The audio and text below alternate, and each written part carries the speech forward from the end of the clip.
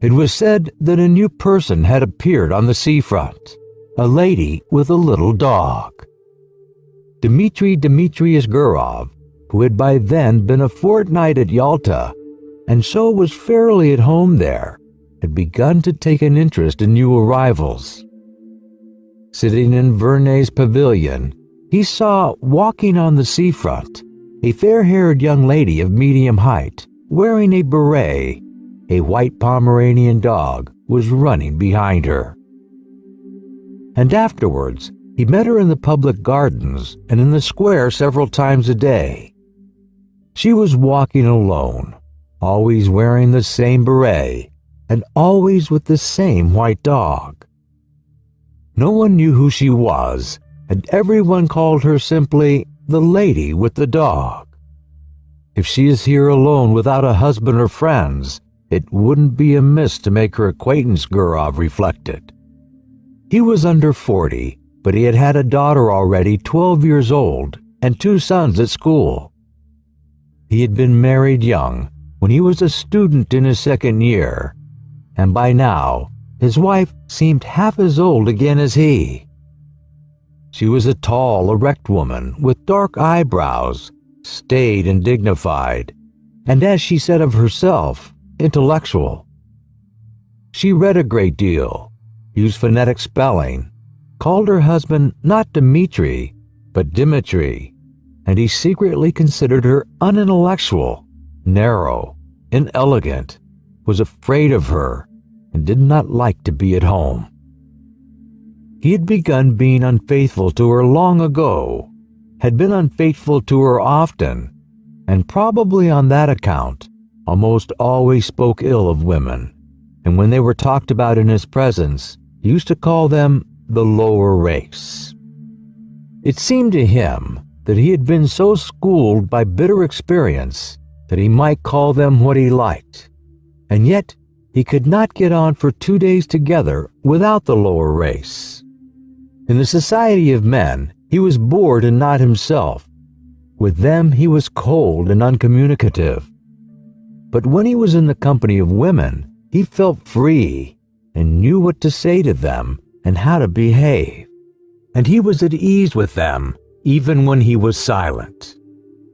In his appearance, in his character, in his whole nature, there was something attractive and elusive which allured women and disposed them in his favor. He knew that, and some force seemed to draw him to them. Experience, often repeated, truly bitter experience, had taught him long ago that with decent people, especially Moscow people, always slow to move and irresolute, every intimacy, which at first so agreeably diversifies life and appears a light and charming adventure, inevitably grows into a regular problem of extreme intricacy, and in the long run, the situation becomes unbearable. But at every fresh meeting with an interesting woman, this experience seemed to slip out of his memory, and he was eager for life, and everything seemed simple and amusing. One evening he was dining in the gardens, and the lady in the beret came up slowly to take the next table.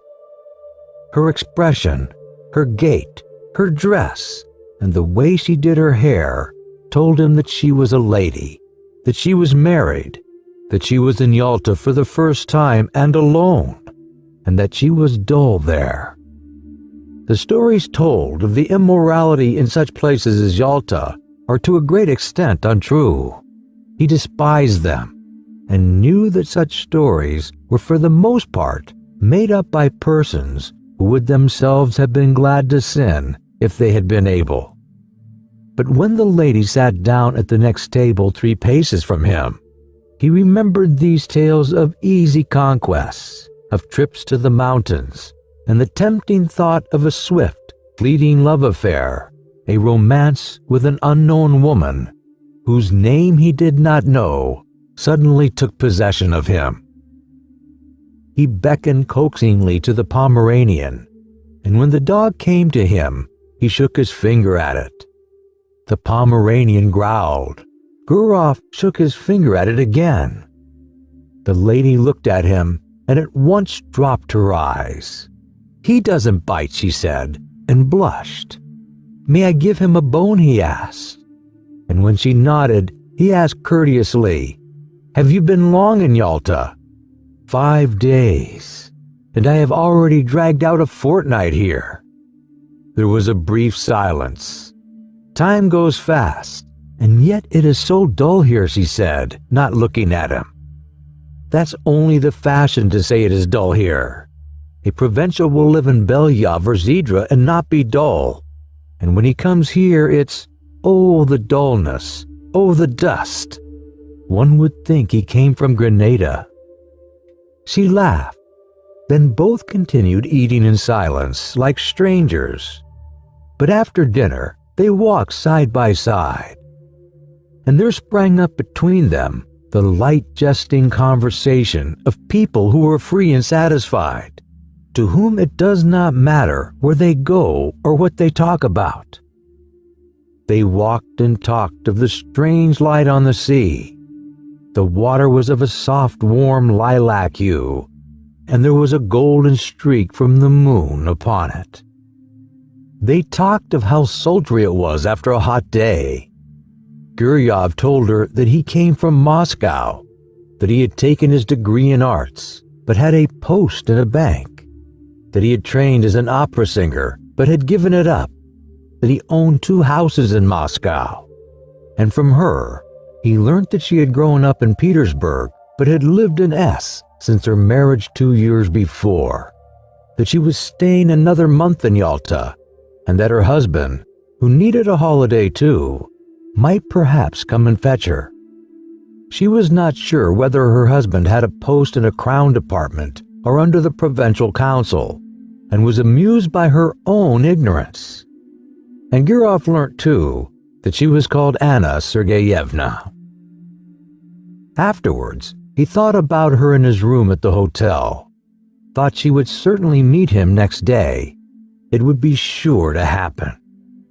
As he got into bed, he thought how lately she had been a girl at school, doing lessons like his own daughter. He recalled the diffidence, the angularity that was still manifest in her laugh, and her manner of talking with a stranger. This must have been the first time in her life she had been alone in surroundings in which she was followed, looked at, and spoken to, merely from a secret motive which she could hardly fail to guess. He recalled her slender, delicate neck, her lovely gray eyes. There's something pathetic about her anyway, he thought, and fell asleep. A week had passed since they had made acquaintance. It was a holiday. It was sultry indoors, while in the street the wind whirled the dust round and round and blew people's hats off. It was a thirsty day, and Gurov often went into the pavilion and pressed Anna Sergeyevna to have syrup and water or an ice. One did not know what to do with oneself. In the evening, when the wind had dropped a little, they went out on the Groine to see the steamer come in. There was a great many people walking around the harbor. They had gathered to welcome someone, bringing bouquets. And 2 peculiarities of a well-dressed Yalta crowd were very conspicuous. The elderly ladies were dressed like young ones, and there were great numbers of generals. Owing to the roughness of the sea, the steamer arrived late after the sun had set, and it was a long time turning about before it reached the Granier. Anna Sergeyevna looked through her lorgnette at the steamer and the passengers as though looking for acquaintances, and when she turned to Gurov, her eyes were shining. She talked a great deal and asked disconnected questions, forgetting next moment what she had asked. Then she dropped her lorgnette in the crush. The festive crowd began to disperse. It was too dark to see people's faces. The wind had completely dropped, but Gurov and Anna Sergeyevna stood still, as though waiting to see someone else come from the steamer. Anna Sergeyevna was silent now and sniffed the flowers without looking at Guryov. "The weather is better this evening," he said.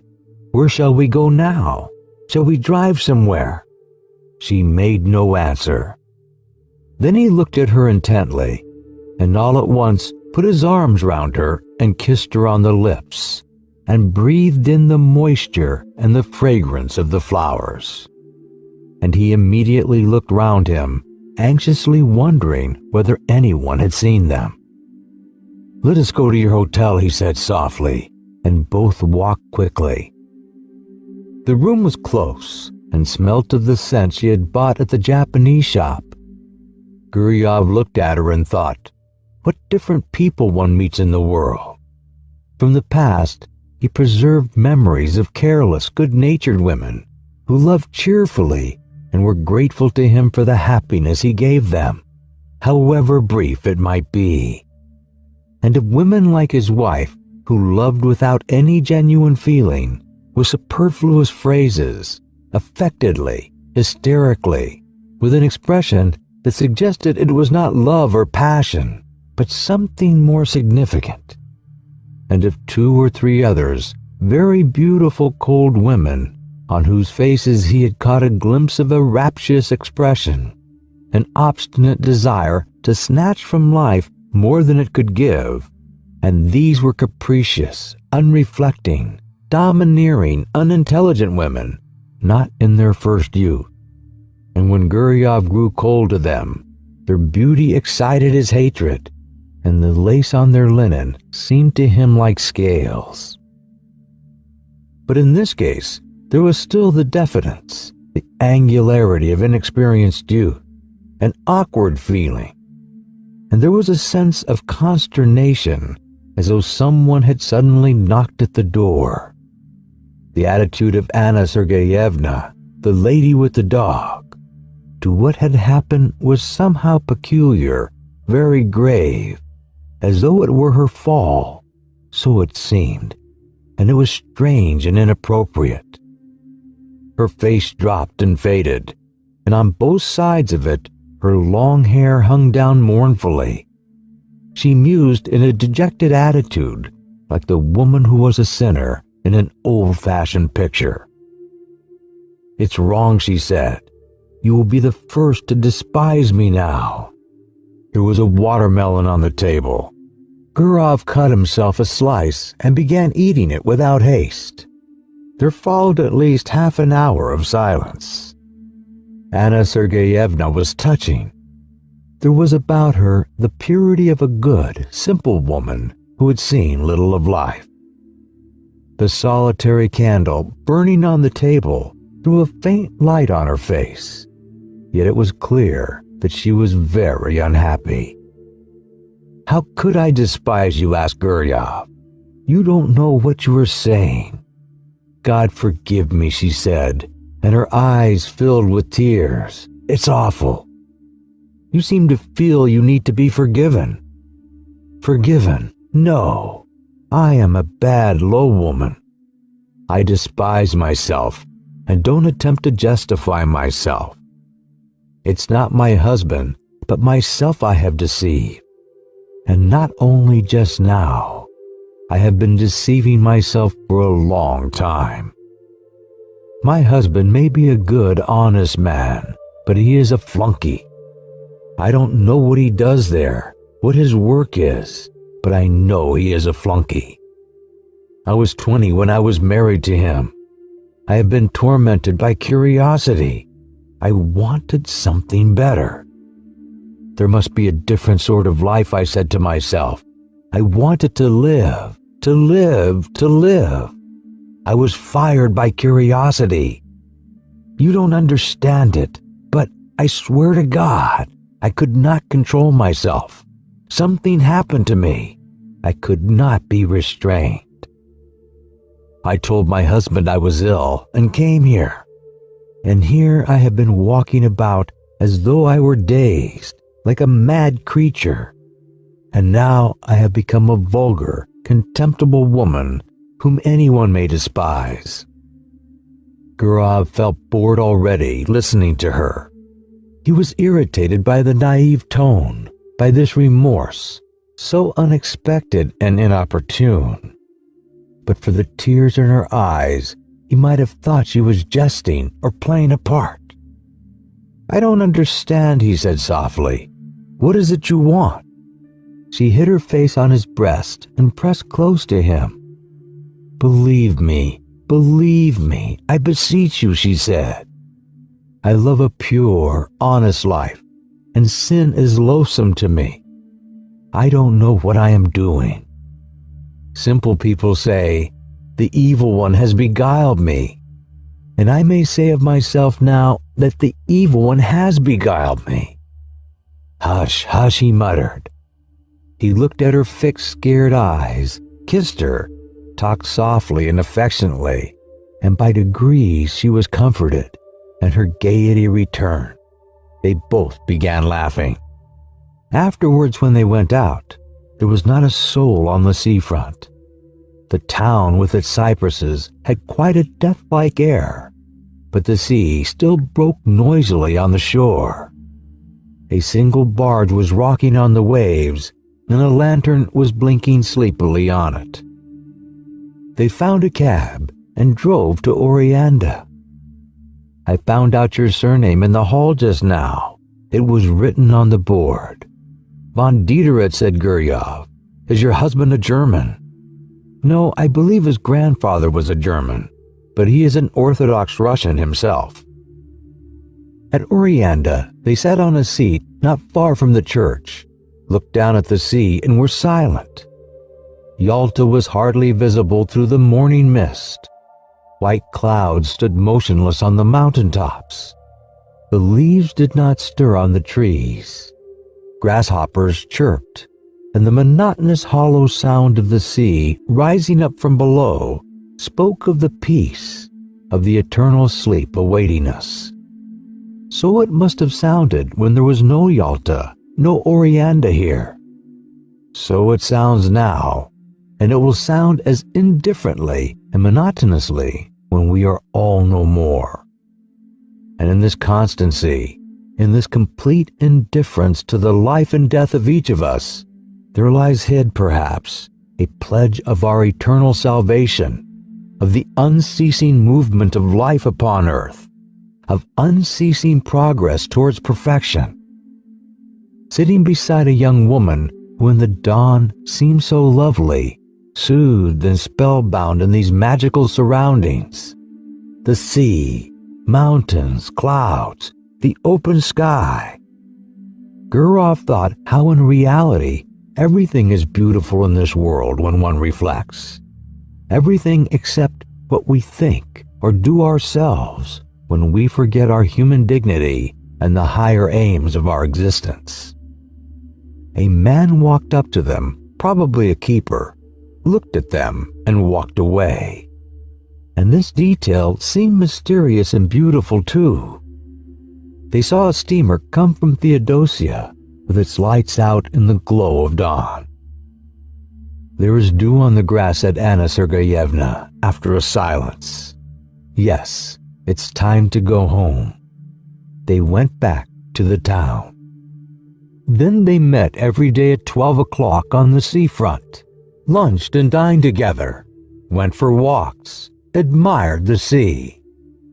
She complained that she slept badly, that her heart throbbed violently, asked the same questions, troubled now by jealousy and now by the fear that he did not respect her sufficiently. And often in the square or gardens, when there was no one near them, he suddenly drew her to him and kissed her passionately. Complete idleness, these kisses in broad daylight while he looked round in dread of someone seeing them, the heat, the smell of the sea, and the continual passing to and fro before him of idle, well-dressed, well-fed people, made a new man of him. He told Anna Sergeyevna how beautiful she was, how fascinating. He was impatiently passionate. He would not move a step away from her, while she, was often pensive and continually urged him to confess that he did not respect her, did not love her in the least, and thought of her as nothing but a common woman. Rather late, almost every evening, they drove somewhere out of town, to Oreanda or to the waterfall, and the expedition was always a success. The scenery invariably impressed them as grand and beautiful. They were expecting her husband to come, but a letter came from him saying that there was something wrong with his eyes, and he entreated his wife to come home as quickly as possible. Anna Sergeyevna made haste to go. "It's a good thing I am going away," she said to Gurov. "It's the finger of destiny." She went by coach, and he went with her. They were driving the whole day. When she had got into a compartment of the express, and when the second bell had rung, she said, "Let me look at you once more. Look at you once again. That's right." She did not shed tears, but was so sad that she seemed ill, and her face was quivering. "I shall remember you, think of you," she said. "God be with you. Be happy. Don't remember evil against me.